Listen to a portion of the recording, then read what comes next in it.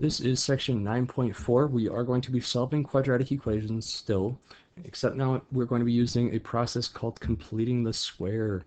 Completing the square. And we always complete the square. I'll tell you what that actually means in a second, but we always complete the square so that you can factor. So it takes typically an unfactorable polynomial and it makes it factorable. So you always complete the square to factor. So keep that in the back of your mind as you're going through this section. Complete the square so that you can factor. All right, so here is what we're going to be creating today.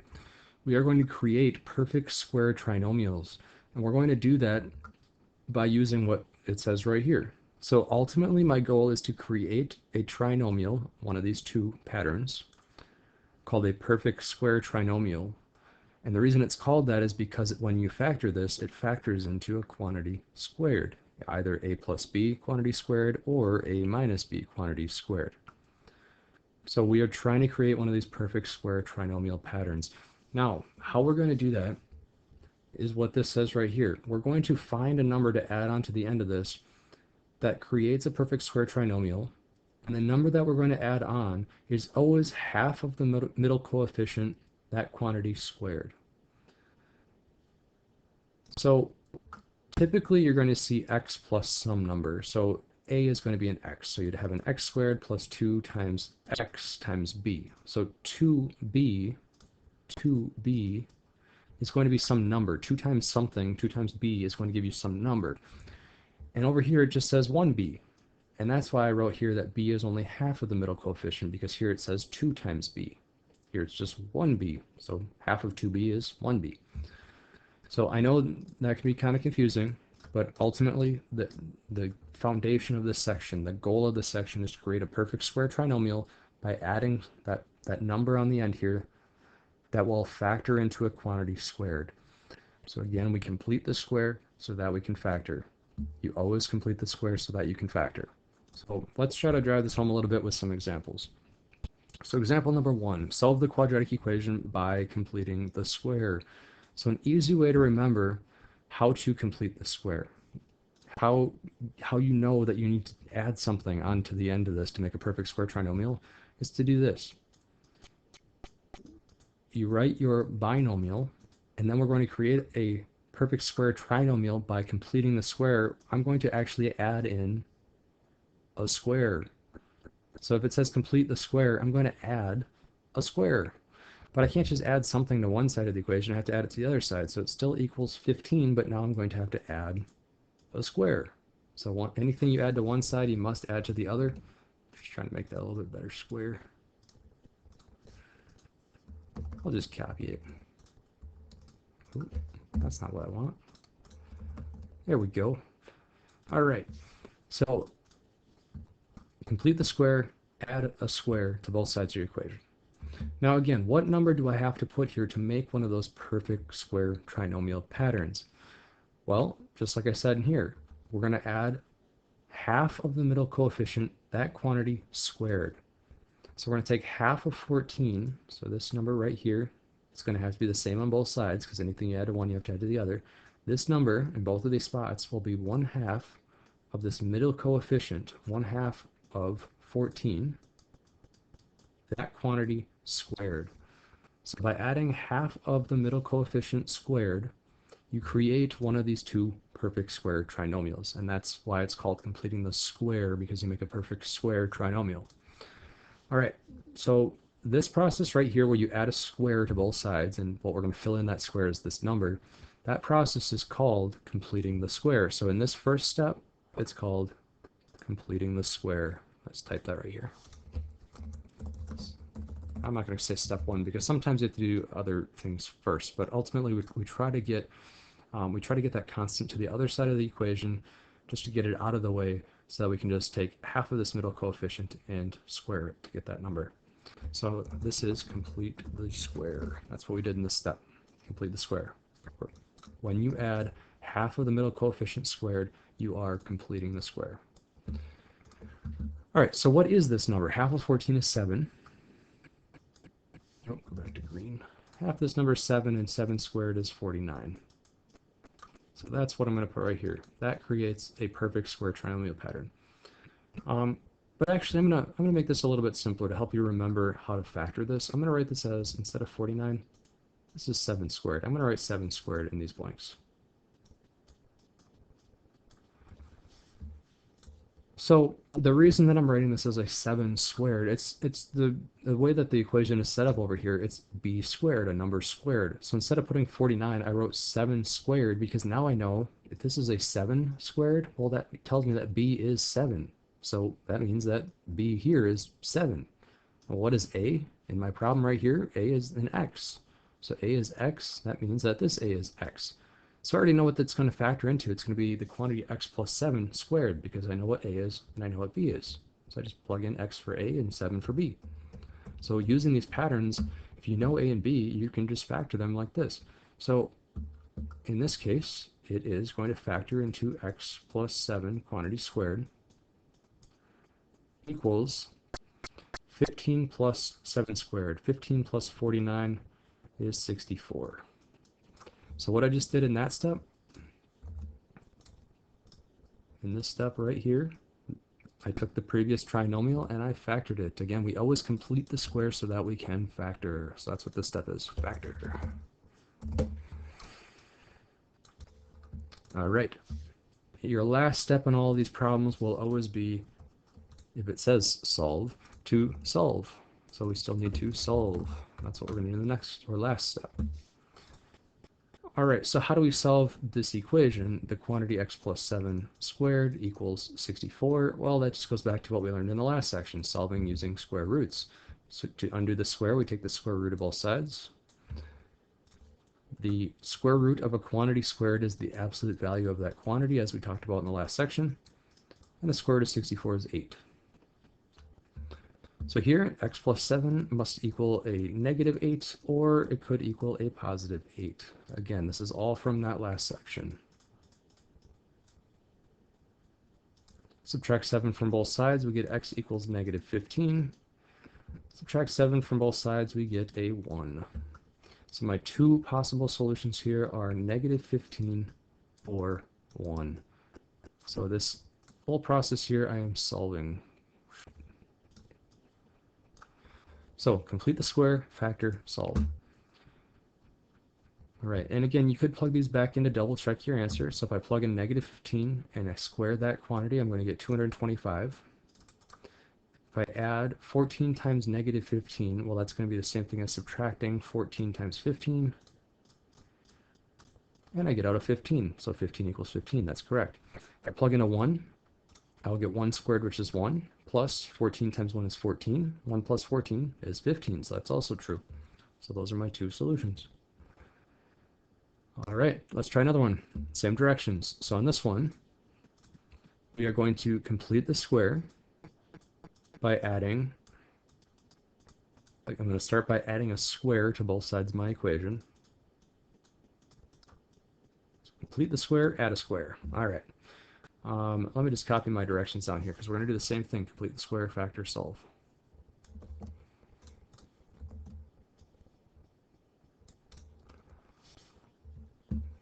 Okay, so complete the square. What number has to go right here? Well, again, this has to be 1/2 of the middle coefficient, 1/2 of negative 10. But because we're going to square it, you could just put 1/2 of 10, 1/2 of 10, but I'll just write it as 1/2 of negative 10 quantity squared.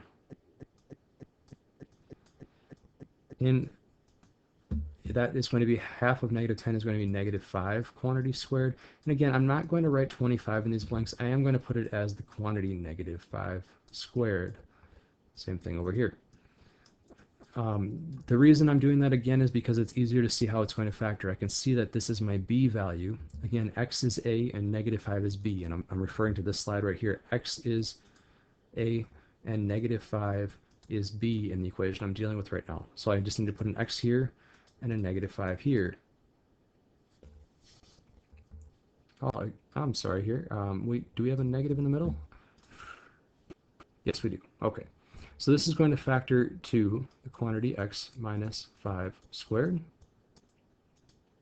equals, 0 plus negative 5 quantity squared is 25. 0 plus 25 is 25. So an easy way to factor these problems, if you have a negative 5 quantity squared, you need to put minus 5. If you have a positive 5 quantity squared, you need to put a plus 5. You could always double check this too. Really just do this in the back of your mind. Say, okay, the quantity x minus 5 times itself, because it's squared, would that give me that trinomial? Well, x times x is x squared. The outside and inside, that's a negative 5x and another negative 5x, gives me negative 10x. And the last two multiplied together would give me a 25, and that quantity is 25. So you can just think about that in the back of your mind as you're doing one of these problems. All right, now let's move on. Now we are going to solve using square roots. So the quantity x minus 5 squared equals 25. I need to take the square root of both sides to undo the square. That gives me the absolute value of x minus 5 equals 5. So the quantity x minus 5 equals negative 5, or the other case is that x minus 5 equals positive 5. Solve those two equations to get your solutions. Add 5, you get 0, or add 5, you get 10. So 0 or 10.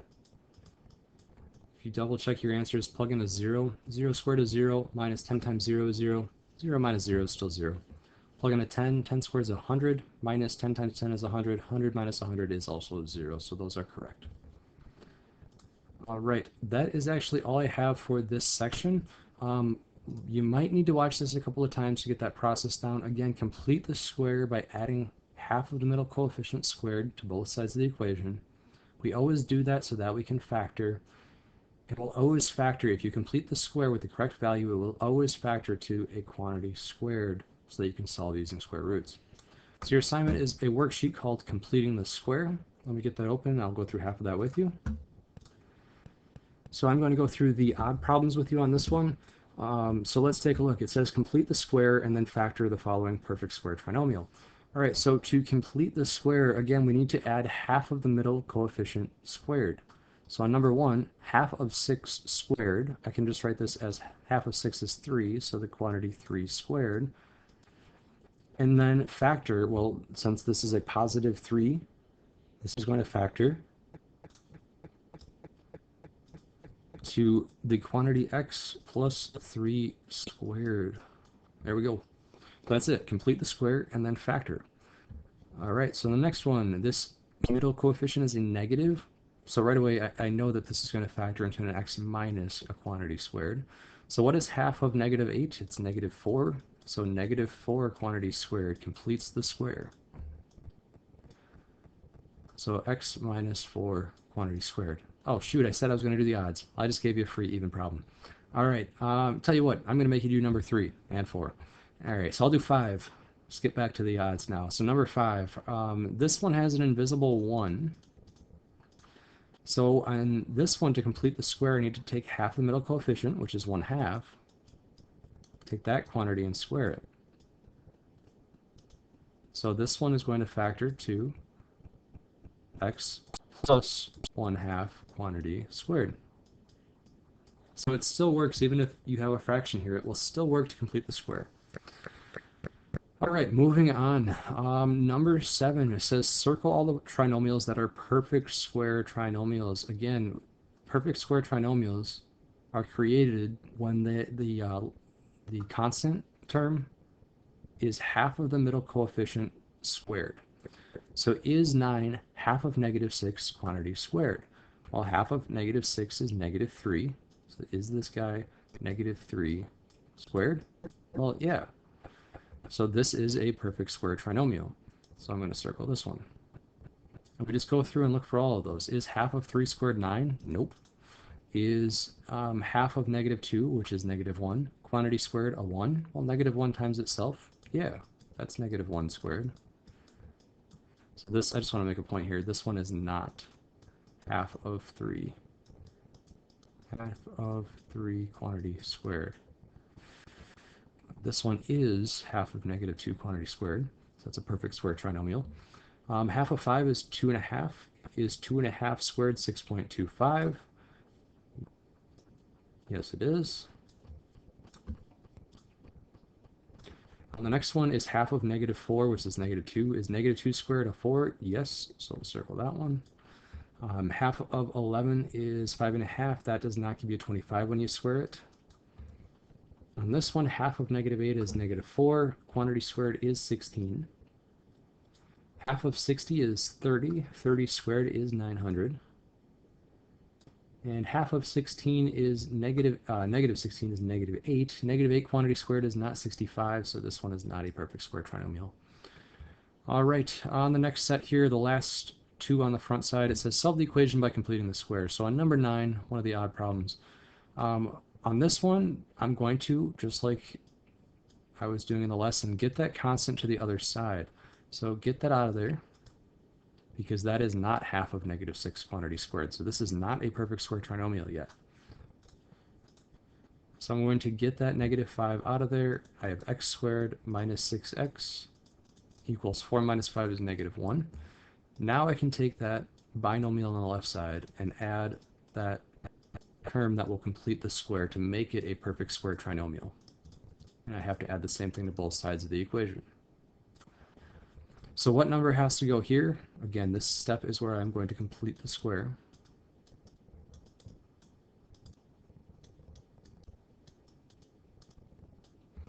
So I'm going to take half of negative 6, which is negative 3, and take that quantity and square it. And I have to add the same thing over here, half of that negative 6 quantity squared. I always complete the square so that I can factor.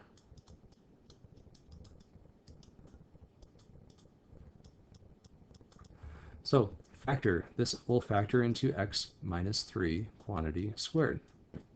On the right hand side, negative 1 plus negative 3 squared is 9, so negative 1 plus 9 is 8. Well, to solve this, I need to take the square root of both sides to undo that square. What I end up with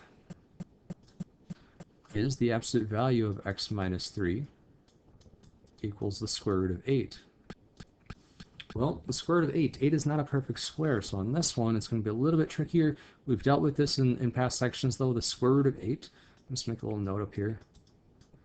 Square root of 8 is the square root of 4 times 2. I can take the square root of each one of those individually. The product property of square root says that's okay. The square root of 4 is 2, and then I have that root 2 stuck because 2 is not a perfect square. So this is the absolute value of x minus 3 equals 2 root 2. So when I go to solve this, so this implies, that double arrow means implies, so this implies that x minus 3 either equals a negative 2 root 2 or that x minus 3 equals a positive 2 root 2.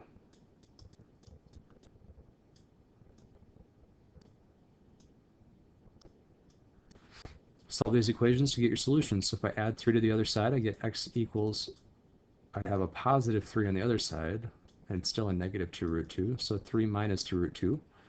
Or add 3 to the other side, I get x equals a positive 3, and a positive 2 root 2 is a plus 2 root 2. And we're going to leave our answer like that because the square root of 2 is going to be an irrational number. I don't want some rounded answers here, so I'm going to say my solutions are 3 minus 2 root 2 or 3 plus 2 root 2. And I know that this is in numerical order because 2 root 2 is a number bigger than 0, so if I subtract it from 3, it's going to be smaller than if I add it to 3. Those are my solutions. All right, you have to do number 10, but number 11, solve by completing the square. All right, so solve this one by completing the square. Just like this last problem, we're going to start the same. We want that binomial by itself. So for number 11, it's already by itself. For number 10, you're going to have to subtract off the 5 to get it by itself. Once that binomial is by itself, then we complete the square. So now I'm going to complete the square, x squared plus 10x plus some quantity that makes it a perfect square trinomial equals 4, but then I have to add that same quantity to both sides of the equation. So what quantity makes it a perfect square trinomial, or what quantity completes the square? Well, half of this quantity is squared. And I add the same thing to the other side. This will factor, so I always complete the square so that I can factor. This will factor into the quantity x plus 5, positive 5 squared equals 4 plus 25, which is 29. So again, I need to take the square root to undo that square root both sides of the equation. Unfortunately for me, 29 is not a perfect square, so when I try to take the square root of both sides, I'm going to end up with the absolute value of x plus 5 equals the square root of 29. Now, if you try to break down 29 using a factor tree, you're not going to get anywhere, and that's because 29 is a prime number. If you sit there and you're like, does 3 go into it, does 4 go into it, 5, 6, 7, you just can't think of anything, I mean, feel free if you want, if you just can't think of anything, you can just say, is 29 a prime number? Oop, prime number. And Google's going to tell you, yep, it's a prime. So you can do that for any prime number. If you're not sure, it'll tell you right away. All right, so that's not going to break down any farther.